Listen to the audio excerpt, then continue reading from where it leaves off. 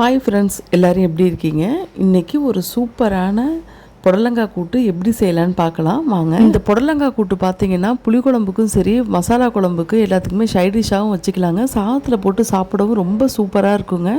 கண்டிப்பாக நீங்கள் ட்ரை பண்ணி பாருங்கள் ஃப்ரெண்ட்ஸ். தொடர்ந்து என்னோடய வீடியோவை நீங்கள் பார்க்குறவங்களா இருந்தீங்கன்னா சப்ஸ்கிரைப் பண்ணலைன்னா உடனே சப்ஸ்கிரைப் பண்ணிக்கோங்க ஃப்ரெண்ட்ஸ். வாங்க எப்படி செய்யலான்னு பார்க்கலாம். நான் ஒரு 25 கிராம் பாசிப்பருப்பு, 1 டேபிள் ஸ்பூன் அளவுக்கு கடலப்பருப்பு சேர்த்து நல்லா வாஷ் பண்ணிவிட்டு நான் வேக வச்சுட்டேங்க. அதில் பார்த்தீங்கன்னா ஒரு பிஞ்ச் அளவுக்கு மஞ்சள் தூள் சேர்த்து நல்லா வேக வச்சு. இந்த பக்கம் பார்த்தீங்கன்னா கொஞ்சமாக தேங்காய் எடுத்து ஒரு பிஞ்ச் அளவுக்கு ஜீரகம், ஒரு பிஞ்சு சோம்பு போட்டு நல்லா அரைச்சி வச்சுக்கலாங்க. பருப்பு இந்த அளவுக்கு ஓரளவுக்கு வெந்தாலே போதுங்க. நல்லா வெந்துருச்சிங்க. இப்போ நம்ம கட் பண்ணி வச்சுருக்கிற புடலங்காயை உள்ளே சேர்த்துலாம். புடலங்காய் ரொம்ப மொத்தமாக இருக்க வேணாம், மெலிசாக இருந்தாலுமே ரொம்ப நல்லா இருக்குங்க. இதில் பார்த்தீங்கன்னா மஞ்சள் தூள் கம்மியாக இருக்குது, அதனால மஞ்சள் தூள் கொஞ்சம் சேர்த்துட்டு 1 டீஸ்பூன் அளவுக்கு தனி மிளகாய் தூள் சேர்த்துருக்கேங்க. ஏன்னா நான் பச்சை மிளகாய் 2 போட போகிறேன், அதனால் இந்த அளவுக்கு இருந்தாலே போதும். புடலங்காவுக்கு தண்ணியெலாம் எதுவும் சேர்க்க வேணாங்க, அந்த புடலங்காவில் உள்ள தண்ணியே அதில் விடும், அதனால் இந்த அளவுக்கு இருந்தாலே போதுங்க. இப்போ ஓரளவுக்கு தண்ணி நல்லா பிரிஞ்சு வந்திருக்கு. அடுத்து ஒரு சின்ன கடாயில் பார்த்தீங்கன்னா 1 டேபிள் ஸ்பூன் ஆயில் சேர்த்துட்டு கொஞ்சமாக பெரிய வெங்காயமும் ஒரு சின்ன தக்காளி அளவும் நம்ம சேர்த்து நல்லா வதக்கிடலாம்.